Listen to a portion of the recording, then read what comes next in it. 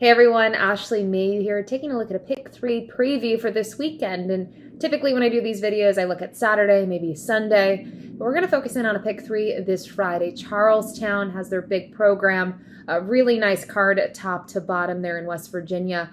13 races in total, the main two being races 10 and 11, both grade 2 events, the grade 2 Charlestown Oaks and the grade 2 Charlestown Classic, and figured we'd try to get those in a pick three. So I really like the Robert Hilton. So we're going to kick this pick three sequence off in race number 9. $500,000 is the purse, 7 furlongs here for the 3-year-olds. And I personally felt like this was a really good rendition of the race, a big field, several directions to go. And in the morning line, sort of all over the place when you look at it. And I think a couple of starting points, maybe the 7 Owen Almighty. They weren't sure what they were going to do after the Tampa Bay Derby win, and rather than trying to go for, say, the Pat Day Mile, they opted for the Bluegrass and then the Kentucky Derby. And overall, Owen Almighty ran exceptionally well, outran his 40-1 odds in the Derby, was close to the pace, had the lead at one point, and just backed up to finish 5th, beaten by 9 lengths. But you look at the top 3, they have taken a lot of love since the Kentucky Derby, that being Sovereignty, Journalism, and then Baeza. And I just think the configuration here really will work well for Owen Almighty. He can be somewhat forward. I don't think he needs the lead to win. He's happy tracking just off of it.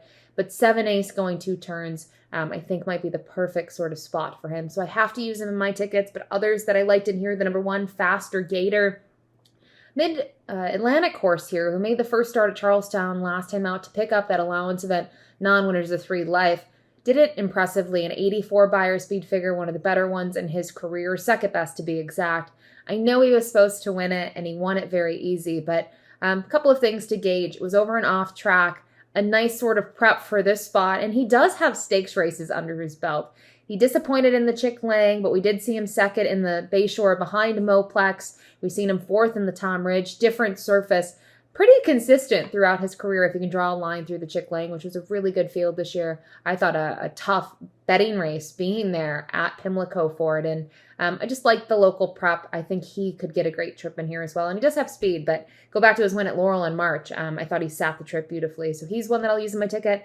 And then finally, the number 9 Barbadian Runner, a 3-year-old who you can see he's been going solid since June of 2024. No breaks in his past performances, but looking at his last couple, I know he's been second best, but I think it sort of flatters him, being second behind Admiral Dennis, more recently at Colonial, going a mile. Sometimes at Colonial, it can be tough to win from off of it. And you look at some of his races, Slam Notion certainly had the jump on him in that effort, and more recently, Rolando, gate to wire. So he's sort of overcome, I think, things in those performances where maybe he hasn't gotten the right trip. And if the pace is hot enough here, he could be rolling late. I also wonder how the 2 turns is going to work out for Barbadian Runner. Forrest Boyce sticks with him. I think he's going to offer value in here. So I narrowed it down here to 1-7 in the 9, but Neo Equus is going to take some love. I think Tres Coronas is going to take some play, as well as the number 8 Gunmetal there for Brad Cox, second in the Amsterdam last time out. All horses that I think people have their opinions about and may use here in the pick 3. And maybe you will use them in a pick 3 if you're wagering on this one. Race number 10 at Charlestown, second leg of the sequence, the grade 2 Charlestown Oaks. Again, 7 ace is the distance, and this is an interesting group. I think you're probably in the camp of you're going to single here or you're going to spread. And I think the major 2 players on paper, the 1 Indy Bay and the 7 Vodka with a Twist. What do you do with them? I just started to look at the field more, and Gina Bacall and I did a full race preview. I have some issues with Vodka with a Twist for the fact that she's going to be an extremely short price in here. You have to go pretty far back to find those wins. And I realize that she has faced very good horses, a game second 2 starts back behind Kilwin, who went to go on to win eventually the test, the grade 1 test. If she's able to show that performance, I do think she wins here. But I just have some reservations. I keep on going back, and some of her thirds and her seconds, the figures aren't all that eye-catching. And when I looked at Indy Bay, maybe I'm wrong. I don't like her performance last time out. I'm willing to draw a line through it, though, and maybe that's the wrong approach. I just thought it was a compact field. It was just a, mediocre performance, and Echo Sound Beauty reigns and ends up being a strung out field top to bottom. So you go back to the Jersey Girl, take a look at the replay. Love that she was forward. They went very quick, sub 57. She's still able to get up in time in those last few jumps. Curious to see her stretch out now to 7 ace off 2-6 for long events and 2-6.5. But you go to the win 4 starts back, 7-ace at a 1-turn configuration at Gulfstream worked out well for her. Brad Ortiz Jr. sticks with her in here. Salfi Joseph Jr. has 4. I think for me, it just came down to I like her enough to single her here. And if I wasn't going to be a single, I was going to have to spread. I would have to use vodka with a twist, using 2 of the favorites. Maybe I'd use Top, Paradise City. Just got messy from there. So Indy Bay, I like what we've seen, and I think she can get the right trip here from the inside. So she's going to be the single for me. And then we'll round it out here in race number 11. The highlight, the Grade 2 Charlestown Classic, 1.1 miles. So this gets started on the backside at Charlestown, kind of like a lap and a half or a little bit like that, and $1 million. And kind of go back to recent editions of this race. I think the logical starting point is Skippy Longstocking, who, when you look at his races, he won this race in 2024. He also won this race in 2023. It's been a race that's kind of been a stepping stone to figuring out where they go next and seeing what level he's at. And so far this year, he's a 2-time winner. Obviously, he did not fire in the Whitney last time out. He only beat 2 runners. Kind of an interesting trip when you watch the replay. I just think he was overmatched. And you go back to the win at Santa Anita. I think that for him is a very important performance. He shipped out west. He handled it well. He did everything right. He's a tactical horse where we've seen him win gate to wire. We've seen him win from off of it. Just a huge fan of him. And as I said, undefeated now at Charlestown in this race. He'll try to make it 3 in a row. I think he's a must use in the pick 3. Others, though, I will say this is going to be a tougher Charlestown Classic than I think he's had in the past. I think horses like the one Banishing will make that tough on him.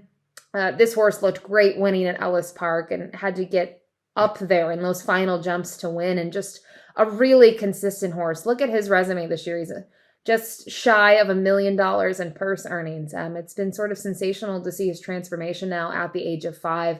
Another one that he can win from everywhere. And you look at his dead heated Derby weekend and a Grade 1 behind Mindframe, who goes on to win next time out. I mean, very, very impressed with this horse. I think he's a must-use as well. He's going to offer a bit better value, I think, than Skippy Longstocking. And then finally, looked for a price here, and I'm actually going to go to Skippy's stablemate, the 3 Alexander Helios. I don't know how to assess his last 2. Thought he was going to run better in the Oaklawn Handicap. He looked like he was going to, and then he completely flattened in the stretch. Then they took him to Churchill, put him in the blame, showed speed. He got a 1 Beyer speed figure and just completely was not involved. And now he's gone to the sidelines. To me, his last 2 drills have been very, very good. Good times on them. You're kind of seeing the former Alexander Helios that we saw. And going into the Razorback, he was racing very well, and then he wins the Grade 3 Razorback, and he beats Banishing in first mission. So it really depends what version that we get of Alexander Helios on Friday. I could go either way with him. I think at his best, he's a factor. He's just a little bit of an unknown. And if he's anywhere near 12-1, which I think he certainly will be, he became a horse that I wanted to toss into my pick 3 to get some value. I think the main race you can get value probably is the opening leg of the sequence. And then potentially here, just because it is a very good field and it's a big field as well. So an affordable $9 ticket for me. As I mentioned, I will go 179 in the Robert Hilton. Respect all 3 runners. I think my best price will be the outside, the 9 Barbadian runner. We'll single in race number 10, the Grade 2 Charlestown Oaks. I'm going to go to Indy Bay on the inside. I spread single. I went single. And then in race 11, the Charlestown Classic for $1 million. I will use the 1, 3, and 4. We'll see if Skippy Longstocking can pull off the 3-peat in the Classic, but I thought his stablemate as well as the 1 Banishing were very intriguing horses as well. So $9 ticket for me. You can play this however you'd like. Very curious in the comments to see how folks are going to tackle this pick 3, as there are potential to get some favorites in some of those races, but I also think there are chances to get a little bit of an upset early on in the sequence and maybe pad the wallet if we can get through here in this pick 3. Best of luck.